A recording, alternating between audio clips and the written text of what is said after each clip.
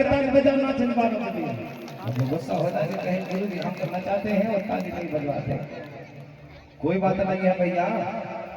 हाँ तो मेरे प्यारे भक्तों, वहां पर बड़े प्रेम के साथ है सातों बहना, जहां पर बाबा भोलेनाथ यानी देवादी देव महादेव बाबा शंभू बाबा बैठे हुए। उन्होंने दूर से चिल्ला रही कहने लगी, हो भैया बोलो ना, यहाँ पर बोले मैया बड़ी चिंता सता रही है, बोले वहां पर रो रही है, तुमको बुलाने हमें पहुंचाए। बोले बाबा ने सातों बहनों की आवाज सुनी तो बाबा समझ गए कि मेरी बहन मुझे लेने आई है। पर वो भी कोई साधारण बालक नहीं थे, अटल बनाए जाते हैं कि तब तक बड़ा देव मुझे कोई आशीर्वाद नहीं देगा तब तक बोले नेत्र नहीं खोला जाएगा। अरे जोर से बजा दी बड़ी, हाँ नेत्र नहीं खोला जाएगा। बोले बाबा की अटल तपस्या देखकर परम शक्ति बड़ा देव भी घबरा गया। क्या करना होगा इस बालक के लिए? बाबा ने कहा कि नेत्र नहीं खोल रहा ये बालक। तो परम शक्ति बड़ा देव को और बड़ा देव ने बाबा भोलेनाथ को, यहाँ पर उसी समय की बात है जब उन्होंने नेत्र नहीं खोला तो बाबा भोलेनाथ का परम शक्ति बड़ा देव ने तीसरा नेत्र दिया और तीसरा नेत्र पर उनके माथे से प्रकट। तीसरा नेत्र लोगों ने बताया है कि तीसरा नेत्र प्रलय काल के लिए प्रकट होता है। अरे प्रलय काल के लिए तीसरे नेत्र की क्या जरूरत है? दो ही नेत्र तो काफी है बाबा। तीसरा नेत्र तो बाबा को देखो ना, आशीर्वाद स्वरूप परम शक्ति बढ़ा दे, पंचतत्व प्रकृति की कृपा मिल रही है। जब बहनों को नेत्र खोल कर नहीं देखे तो बोले बाबा को परम शक्ति बढ़ा दे, उन्हें तीसरा नेत्र दिया और उसी नेत्र से जैसे नेत्र पाए और उस नेत्र से सातों बहनाओं को देखे और उनका मन बाग बाग हो गया। अपनी बहनाओं को देखकर मन बाग बाग हो गया। कहने लगे बहना, अगर आप नहीं आती तो आज मुझे बड़ा देव तीसरा नेत्र नहीं दिया होता। आप आई हो तो तीसरा नेत्र मिल गया। मांगो मुझे जो मांगना हो, मैं तुम्हें आशीर्वाद देता हूँ। ताली जोर से बजा दे। बाबा भोलेनाथ प्रसन्न हो जाते अपनी बहनों की इस बात को देख करके, और जब प्रसन्न हुए तो भोलेनाथ ने कह दिया, बहना मांगो क्या मांगना है तुम्हें? मुझे तो अगर आप नहीं आई होती तो आज मुझे प्रसन्न बड़ा देव नहीं होते, और अगर प्रसन्न नहीं होते तो आज मुझे तीसरा नेत्र नहीं देते। आप आ गई तो मुझे तीसरा नेत्र मिल गया। इसका मतलब है कि आधा भाग्य आपका भी है। इसलिए मैं चाहता हूँ कि अब जो मांगना मेरे मुख से मांग लीजिए। सातों बहनों ने रोते रोते पहले तो कही कि भैया पहले आप घर पहुंचो, घर में दादा दाई बहुत चिंता सता रही है। माता सुबह होती है रोने लगती है। वहां पर बच्चों को वहां पर बोले सूरज महाराज से रोज अर्जी करती है कि मेरा बेटा लौट गया जाए, बस एक ही तो है, कहाँ चला गया? उन्होंने कहा बहना मैं जरूर चला जाऊंगा, चिंता ना करो, मैं चला जाऊंगा, लौट के जरूर जाऊंगा। बोले आप चिंता ना करो। उन्होंने कहा ठीक है कोई बात नहीं। तो हमें कहा क्या करना होगा? यहाँ से बाबा भोलेनाथ ने सातों बहनों को कहा, ये चराचर जगत संसार के प्राणियों का कल्याण करने के लिए मैं तुमको भार दे रहा हूं। ये धरती में मेरे जाने के बाद भी ये धरती में तुमको लोग युग युगों तक पूजेंगे और घाटों घाटों में तुम्हारी पूजा पाठ होगी। ये आशीर्वाद है मेरा तुमसे। शादी हो जाओ। हाँ बोले बाबा आशीर्वाद दे दिए। सातों बहन आशीर्वाद देती है। कहने लगे जाओ बेन गंगा गुप्त गोदावरी नाय गोदा पेच गंगा नर्मदा सभी बहनों के घाटों घाटों में पूजा पाठ होगी। बोले मेरा आशीर्वाद कभी फेल नहीं होगा जी, अटल होगा। क्योंकि मुझे आने से नेत्र मिल गया तो मैं भी तुमको जीवन भर का आशीर्वाद देता हूं। यहाँ पर सातों बहनों का विवाह नहीं हुआ। सातों बहना वही से भैया से विदा लेती हैं और जाकर के बेन गंगा गुप्त गोदावरी हर नदी घाटों में जाकर अपना खाना बाना बनाती हैं और बैठ जाती हैं।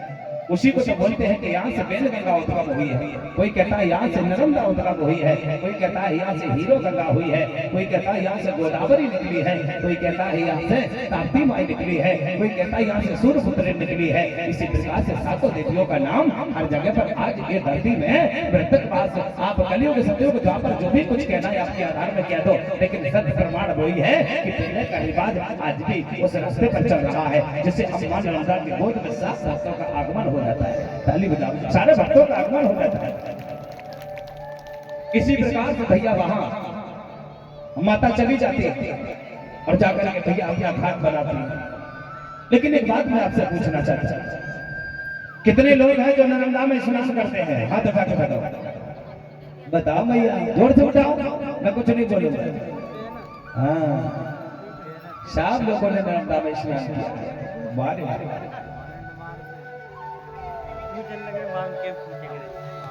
अच्छा चलो, वहां पे स्नान करना चाहिए नहीं करना चाहिए? करना चाहिए। बोलो बोलो मेरी मैया, बोलो मेरे भैया, स्नान करना चाहिए कि नहीं करना चाहिए? करना चाहिए। करना चाहिए तो हाथ उठाओ। वाह, अच्छा अब कितने लोग हैं जो नहीं करना चाहिए? 1 2 3 4 5 7। इसका मतलब है दोनों तरफ पार्टी है। सही में कहते हैं लोग, कांग्रेस पार्टी, बीजेपी पार्टी और गोल बना पार्टी। यहाँ भी बन गई कथा बनी कि नहीं बनी? एक हो गई स्नान करने वाली पार्टी और एक हो गई बगैर स्नान करने वाली। आप बुरा मत लेना, मैं आपको चुटकुला सुना रहा था। पार्टी थोड़ी है ये, तो धर्म पंडाल है, होटल है। और होटल में शिक्षा कहते हैं ना, गुरु बिना ज्ञान मंत्र बिना चूल्हा, और जो मिले बांट लो थोड़ा थोड़ा, ताली बजाओ। हाँ, ये तो होटल है।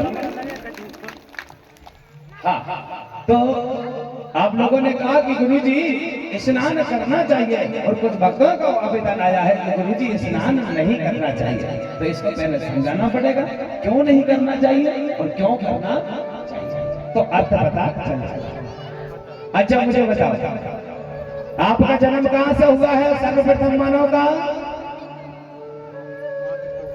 कहां से हुआ है? अमरकंटक की धरती 5 बीड़ी के नीचे अमरकंटक से तुम्हारा जन्म हुआ, जिसको समर विषम रण और धन बोलते हैं।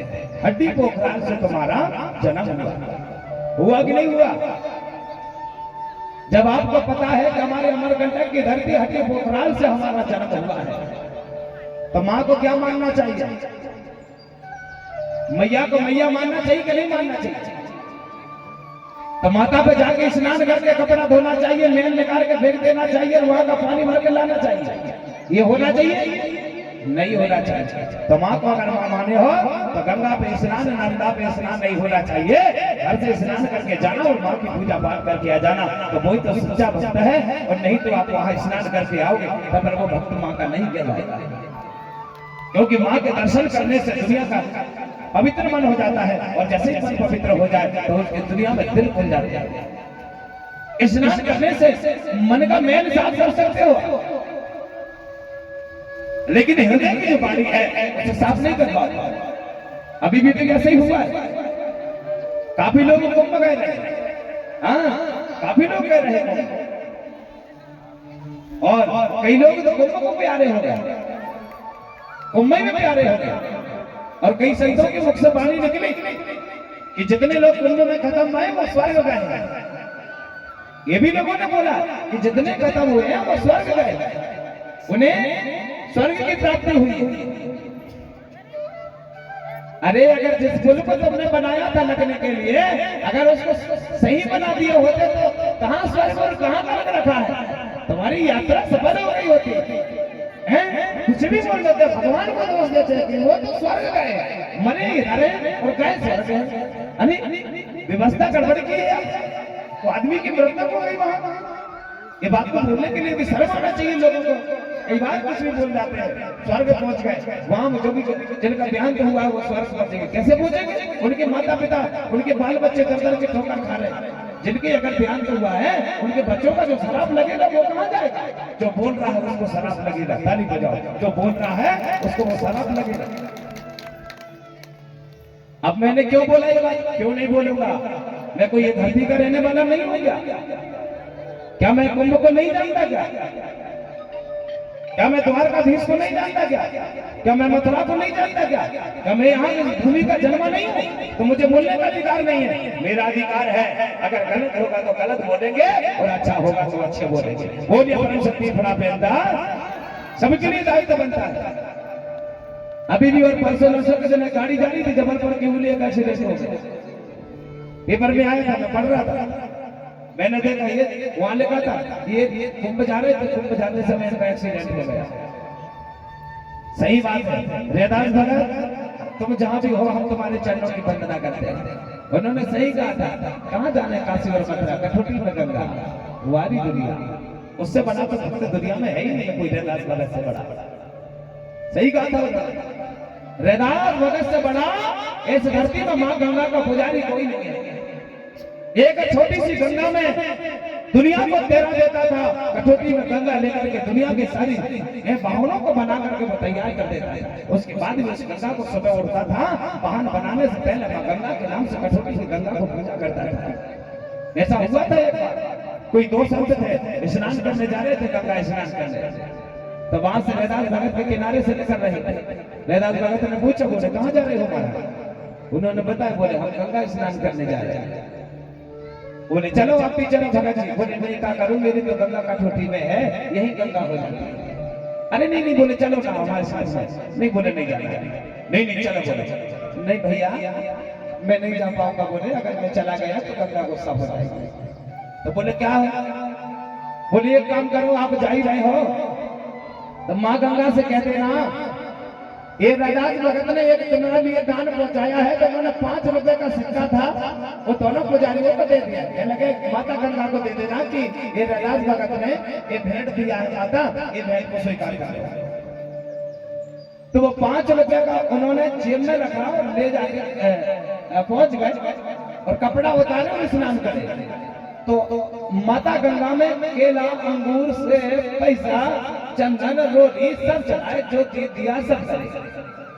माता प्रसन्न नहीं हुई, न जाने क्या कौन सा कार्य किया है उन लोगों ने, तो माता प्रसन्न नहीं हुई। अब पूरे वस्त्र पहने और उसके बाद में एक उनके साथ में 2-4 भक्त थे, तो उन्होंने पूछा, बोले महाराज क्या बात है? अरे बोले वो रैदास भगत ने जो पैसा दिया था मां गंगा के भेंट के लिए, वो पैसा तुमने चढ़ाया क्यों नहीं? बोले गंगा। अरे हाँ यार, बोले वो रैदास की तो मेला हो जाएगा, बोले जेब में रखने से। जल्दी कपड़ा उतारा और वो पैसा लिया और ले जाके यहाँ सब फेंकने लगे। कहने लगे ये रैदास भगत की भेंट है। साक्षात गंगा खड़ी हो गई, ताली बजाओ, साक्षात गंगा खड़ी हो गई। रैदास का जैसे पैसा फेंकना हुआ और गंगा खड़ी हो गई, हाथ में छेली गई। कहने लगी वाह रैदास भगत भले नहीं आया पर बेटा आशीर्वाद देती हो तुझे, यही से मैं तेरी बात और तेरी बाणी को स्वीकार करती हूँ। माता ने वो पैसे को रखा और जो कुछ वहां से बोली, और भैया ने अपने सोने का कंगन प्रकट कर दिया, सोने का कंगन प्रकट करती है।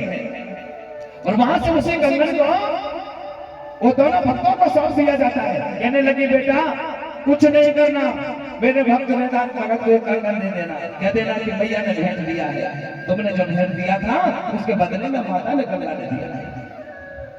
उसको हाथ में लिया भैया और लौट के उन्होंने देखा तो अरे कहने लगी ये तो सोने की है। मन बदल गया आते आते, हाँ मन बदल गया, घर जाते जाते मन बदल गया। रैदास भगत के घर के किनारे से निकल रहे थे, उन्होंने पूछा, बोले महाराज गंगा मैया ने कुछ आशीर्वाद रूप दिया कि नहीं दिया? उन्होंने झूठ बोल दिया, बोले गंगा ने कुछ नहीं दिया। बोले वहां कहाँ गंगा मंगा रखी? बोले कुछ नहीं दिया, झूठ बोल दिया। मन ही मन विचार करते हैं कि मेरी मैया ने कुछ तो दिया होगा, मुझे पता है, मैं रोज पूजा करता हूँ मेरी गंगा का। फिर लगाए उन्होंने धूप मारा और फिर पाँव पर पूछे, गंगा माँ क्या तुमने मेरी भेंट को स्वीकार नहीं किया? उन्होंने पूरा दृश्य दिखाया तो सोने की कंगन दो, क्या बात है, दो सोने की कंगन। उन्होंने एक दिन रहा, दूसरे दिन रहा, सोने के कंगन बेचने जा रहा था और अचानक की बात रही उसका बेटा पुत्र खत्म हो जाता है। जैसे ही पुत्र खत्म हुआ तो एक भक्त बड़ा शरारती था, उसने कह दिया, ए भैया वो जो रैदास भगत की जो भेंट थी तुमने दिया कि नहीं वापिस? अरे नहीं दिया है यार, बेचने जाना था, मत करो। बोले ऐसा लग रहा है ये घटना वही है। तो पहले के लोग समझ जाते थे, पर उन्होंने भैया पुत्र को तो वहां रखा गया और रखने के बाद गए और जाकर के रैदास भगत के चरण पड़े और कहने लगे हमसे बहुत बड़ी भूल हो गई, माता गंगा ने तुम्हारे लिए 2 कंगन पहुंचाई रही, तो वहां पर वो कंगन वापस करते हैं। पर रैदास भगत उस दिन से वो कंगनों को हाथ नहीं लगाए। कहने लगे अगर मन का मेल साफ नहीं है तो अगर आपका मन साफ हो जाए तो ठीक है, मेल साफ करने के लिए गंगा पे क्यों जाना है? अगर साफ है तो बोले यही स्नान कर लो, कठोटी में गंगा है, गंगा में कर रखा है, कहते हैं ना। अगर आपको कुछ बात लगता है तो बात जरूर चिंतित रहना चाहिए। अपने घर के अगर कोई भी काम, अगर आपकी किस्मत अगर तुम्हारी दासी है, नसीब तुम्हारे अच्छे हैं तो किस्मत तुम्हारी दासी है, और घर में बूढ़े माँ बाप जिंदा है तो कोई मथुरा और काशी है। ताली बजाओ। और अलग से कोई भगवान नहीं है तुम्हारे पास। उस रिश्तेदार जगत में वो दोनों बंधन को हाथ नहीं लगाया और मन की बात को समझ गया। इसलिए मैं कहता हूँ लोभ और लालच से बचे रहना। बस जो भी करना अपने घर में जो भी कुछ मिले प्रेम से खा लेना और अपने परिवार को प्रेम से पालना।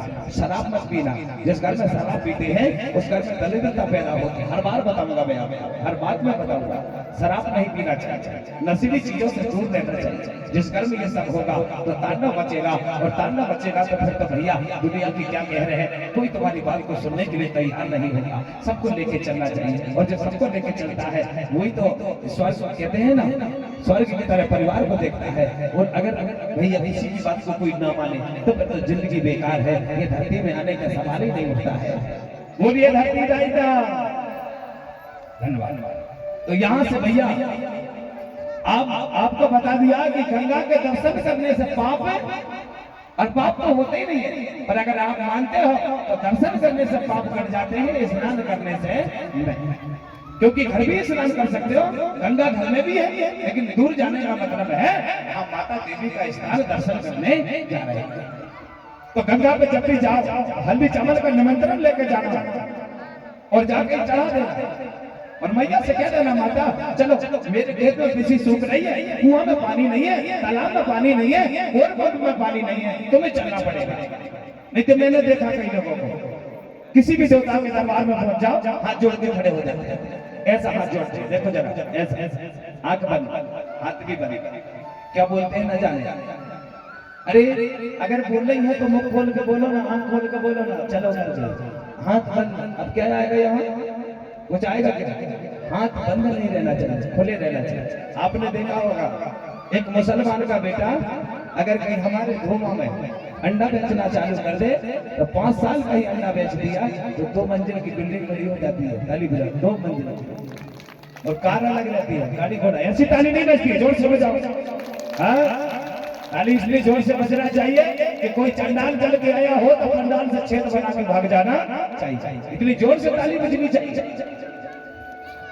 तो यहाँ 5 साल के अंदर 2 मंजिल की बिल्डिंग, गाड़ी घोड़ा, परिवार चकाचक हो जाता है। मांगता कैसा है? ऐसा मांगता अल्लाह। एक ही नाम लेगा अल्लाह। और आप लोग, अरे आप लोगों की तो कुछ कहो ही ना। घर में एक दिन पूजा हो शंकर जी की, दूसरे दिन हनुमान जी की, तीसरे दिन पार्वती की, चौथे दिन गौरव मैया की, और छठवें दिन मैयर वाली की, और 7वें दिन हो गए सूरज महाराज की, और 8वें दिन हो गए खेर माई की, 9वें दिन हो गए उठ गया। तुम्हारी आत्मा ही शांत नहीं है तो कहाँ से भगवान को बैठा? आत्मा ही शांत नहीं है आपकी। बड़ी विघन आप लोगों में, एक देवता पर नहीं ठहरे आप।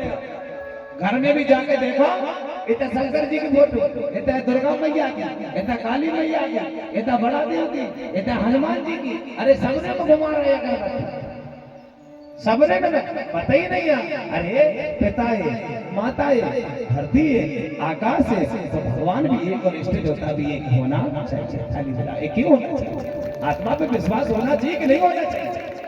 अनेक प्रकार से पूजा पाठ करते हो आप लोग, लेकिन मैंने देखा है जैन बनियाओं में और मुसलमान ये कभी नहीं लगते।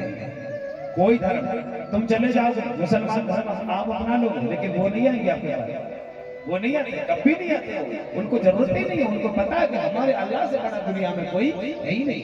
लेकिन हमारे समाज को ये पता नहीं है कि बड़ा देव से बड़ा कोई बड़ा है ही नहीं। SC ST OBC को पता ही नहीं है बड़ा देव क्या है। वो तो बंटवारा में लगे कह रहे हैं कौन हम नगर जी गोरखपुर वीर है, वरदान है, मेरा है, कटिया लगे जाति बंटवारा करने बांटा जाओ। वह तो बंटवारा चला ही नहीं, और बंटवारा करो, आपको बढ़िया बंटवारा करो, होते जाए तुम्हारा बंटवारा। और एक दिन ऐसा बंटवारा हो है कि धरती में तुम्हारी पहचान की रूह भी नहीं उठेगी। यहाँ मैं बताते रहूंगा, बहुत बड़ी भूल होते जाएंगे आप लोग। बंटवारा करने से पहले अपने आप को पहचान। कोई कह रहा मैं तेरी, कोई कह रहा मैं कलार, कोई कह रहा मैं लोधी हूँ। अरे मेरे भैया कहने की दुनिया में जाति पाति। अरे जाति तो वो होती है जिसकी एक बार जाती है वो कभी लौट के आती नहीं। एक बार मृत्यु हो गई, जाति चली गई, खत्म हो गई। जाति तो जानवरों में होती है। अगर कहीं बकरी का बच्चा मेला करते तो पता चलेगा ये बकरी के बच्चे ने लिया। अगर ये हाथी का बच्चा मेला करते तो पता चलेगा ये हाथी के बच्चे ने मेला किया। अब आप लोगों को सबसे छोटी बात और बता दिया तो क्या बता दूं मैं आपको। कहा था ना मैंने, गाय का बच्चा बकरी के साथ नहीं चलेगा, बकरी का बच्चा भैंस के साथ नहीं चलेगा, हाथी का बच्चा भैंस के साथ नहीं चलेगा। वो अपने परिवार को ढूंढता है, लेकिन मानव किसको ढूंढता है? किसको ढूंढता है? मानव। मानव मानव को ढूंढता है, लेकिन मानव मन की बात को नहीं पहचान पा रहा। तो मानव किस काम का है? ताली बजा, मानव किस काम का है? सही कहा लोगों ने, राक्षस। सही कहा दानव। अगर जो बात को न माने तो दानव के बराबर है, जो समाज की रक्षा ना करे तो वो राक्षस के बराबर है, जो समाज की सेवा ना करे तो वो बराबर राक्षस के बराबर है। लोगों ने बोलने में गलत नहीं किया है, उन्होंने सही बोला। अगर जिन्होंने उनकी बात को नहीं माना तो लोगों ने जो बोलना था बोल दिया गया, बोल दिया। उन्होंने तो न जाने क्या कुछ बोला, मुझे क्या करना है, किसने क्या बोला। लेकिन अब यहाँ पर ऐसा नहीं बोला जाएगा, सबका सम्मान अधिकार होगा। और बाबा भीमराव अम्बेडकर को सलूट है जिन्होंने संविधान में जाने से पहले आज की बात लेके चले गए। ताली बजाना पड़ेगा अम्बेडकर दादा। क्या बड़ी सुंदर बात। तो नर्मदा में जाकर के आप लोग स्नान नहीं होना चाहिए, दर्शन होना चाहिए। एक बात और बता दो, चूड़ी मत चढ़ाना, क्योंकि वो शादी नहीं हुई है देवी की। चूड़ी श्रृंगार उसको चढ़ाया जाता है जिसका विवाह हो जाता है। तो देवी की यहाँ हल्दी चमच का निमंत्रण, चुनरी भी कायदा चला सकते हो आप। बेटी बिटिया परिवार की समझ के चुनरी चला सकते हो, लेकिन चूड़ियां नहीं चला सकते, मांग नहीं दे सकते, रोरी नहीं लगा सकते, नरमदा में अगरबत्ती नहीं लगा सकते। क्यों? बांस बड़ी में हम बांस की भोजन में भी बनाते हैं, तो बांस में जला के भोजन नहीं बनाते हैं। तो बांस बड़ी से नर्मदा का उद्गम हुआ है, तो अगरबत्ती में बांस की पंची रहती है, इसलिए नर्मदा में बांस की अगरबत्ती पंची नहीं लगाना चाहिए। वहां पर भगवान गूगल हल्दी चमच का निमंत्रण, ये सम्मान तुमको देना पड़ेगा। बोलिए नर्मदा दाईदा। तो चलो हम भैया को सम्मान देते हैं। आप समझ गए, स्नान घर से करके जाना है, स्नान वहां नहीं करना है। तो मैंने अर्थ सहित बता दिया गया, क्योंकि आप भूल बचा, कभी भूल गए तो फिर कौन बताने आएगा, है ना भैया। तो सब भैया के गुणगान करते हैं, नाचना भी पड़ेगा नर्मदा मैया के आगे। कौन कौन नाचेगा? तो नाचना। हाँ, तो चलो माँ के लिए गीत होता है, कैसे? बोलिए नर्मदा दाईदा। इधर से आवाज आई नहीं, खाना पच गया क्या? बोलो भैया, क्या कहते हैं ये भैया? अरे सुन लेना मोरी रे बाबैया, ये सुन लेना मोरी रे बाबैया,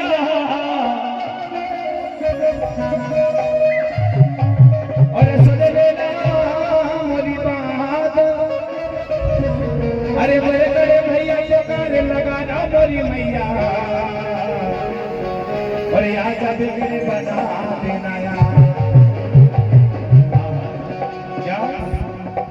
अरे रे बागे के दाई के दार, है ना भैया? ये रे बागे के दाई के दार, ये भगता को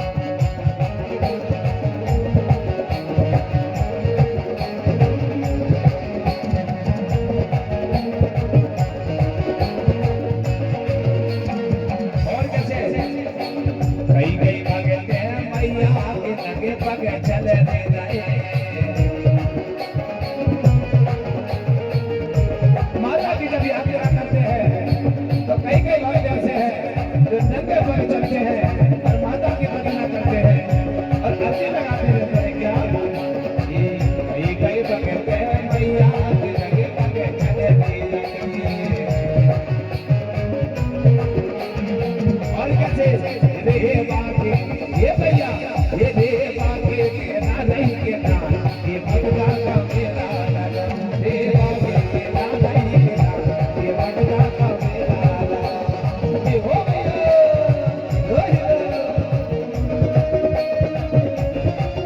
क्या बात समझ रहे हैं।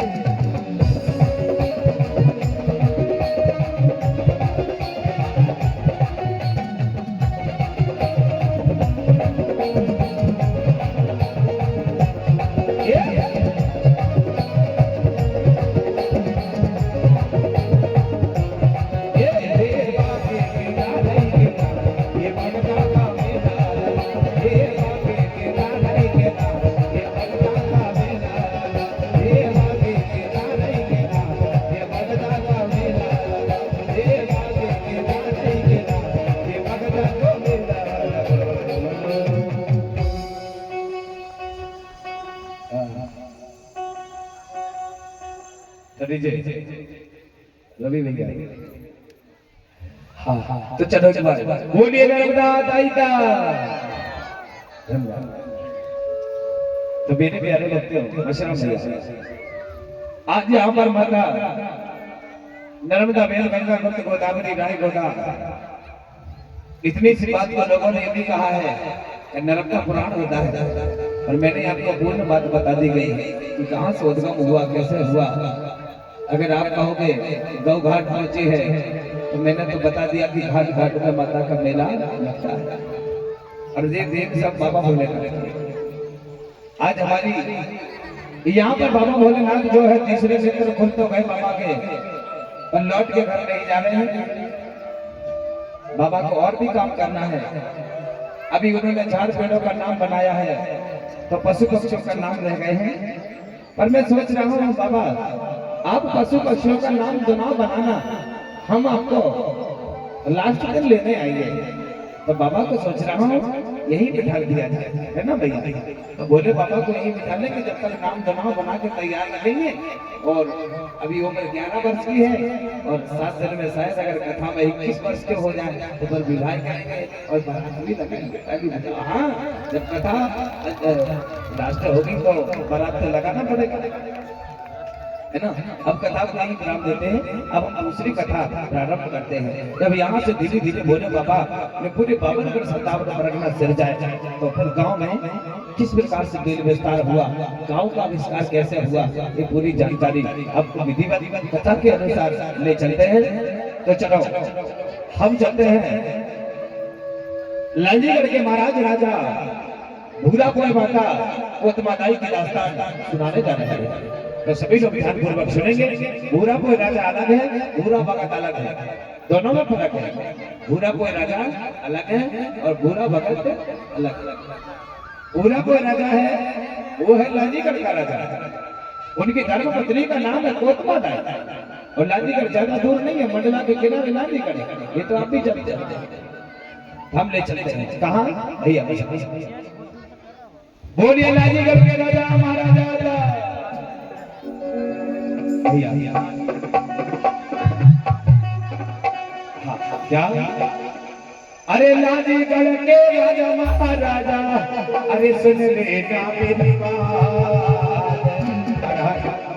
आज बड़ी दुखद बात है, बात दुखद यहाँ पर है महाराज। राजा साहब आपके जमाने में जब आस्थान होगा वही बात को मैं रखने जा रहा हूँ और मैं चाहता हूँ कि बाबा आपको हमारी खोपड़ी की गिराम ले आना होगा। तो कहना चाहता हूँ अरे लालजीगढ़ के राजा महाराजा अरे सुन लेना मेरी बात महाराज। और लालजीगढ़ हमारे आपको लेने को अरे लेने को या मैं याद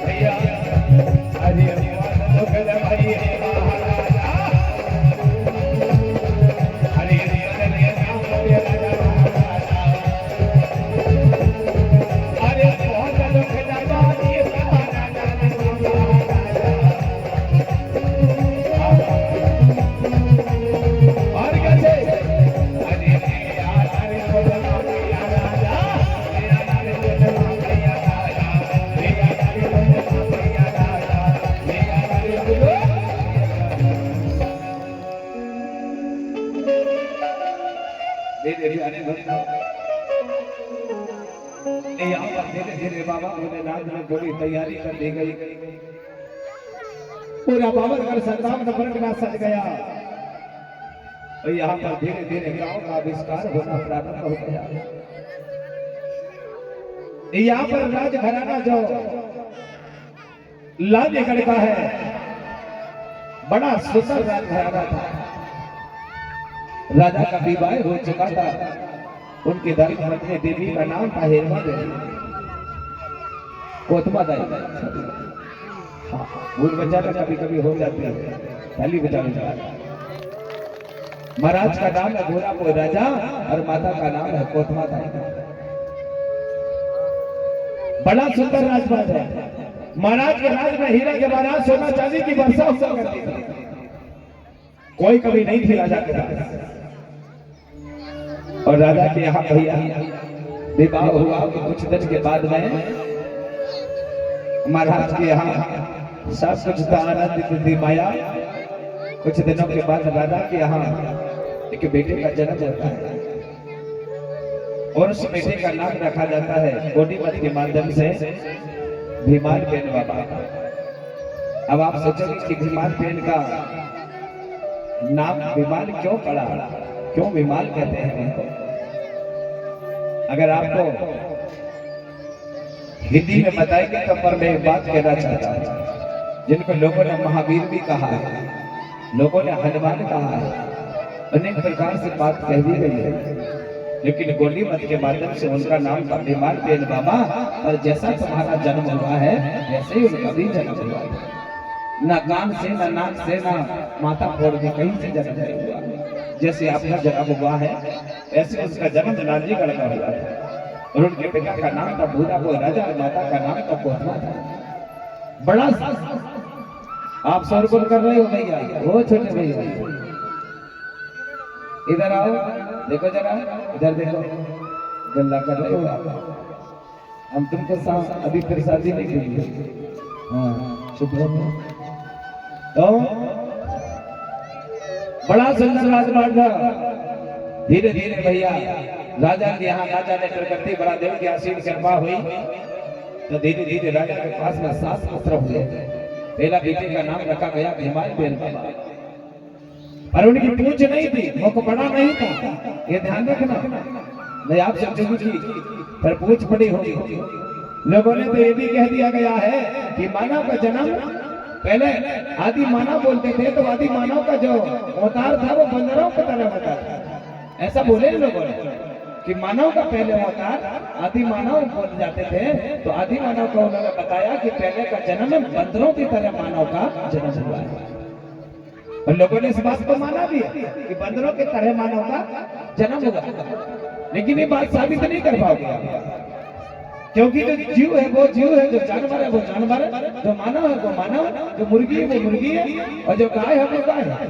अब ऐसा नहीं हो सकता कि गाय के बाद आदमी बन जाए, बंदर के बाद आदमी बन जाए, ये नहीं हो सकता, ये संभव नहीं है, क्योंकि ये प्रमाण होता है। अगर वो बंदर मानव बन सकता है तो आज तक इतने सारे बंदर हैं, वो आज तक कोई मानव क्यों नहीं बना? अब बात आती तो कहेंगे उस समय सतयुग था, तो बता तो दिया मैंने कि सतयुग है कि नहीं है, ताली बजाओ। और बता तो दिया, प्रमाण सहित दे रहा हूँ कि कहाँ सतयुग, कहाँ कलयुग, कहाँ द्वापर, कहाँ त्रेता। अभी कथा में सुना तो ना था,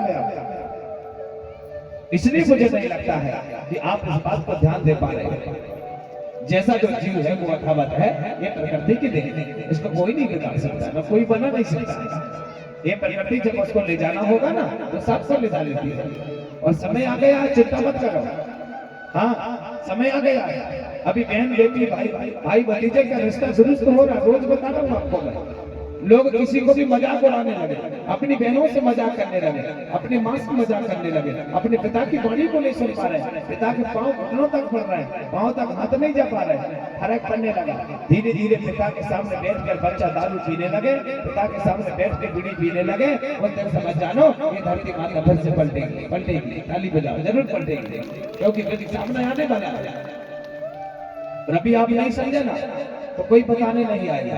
इसलिए से मैं कहता हूँ मशरा, मैं एक छोटे से शब्द में कह रहा हूँ, देखो जरा, हाँ समझने की जरूरत है। कैसे सबन चाहबो ये कोई अपन से वो तेने मेरे बाप से आए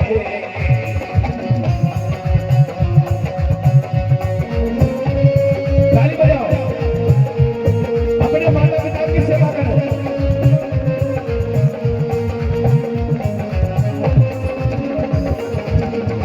ये सबन चाहबो ये कोई अपन से वो तेने मेरे बाप से आए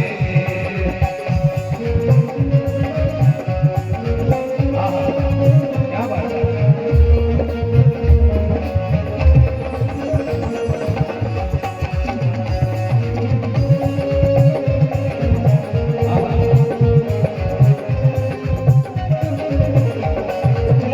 तेरे बाप से आएंगे वो तेरे बाप से आएंगे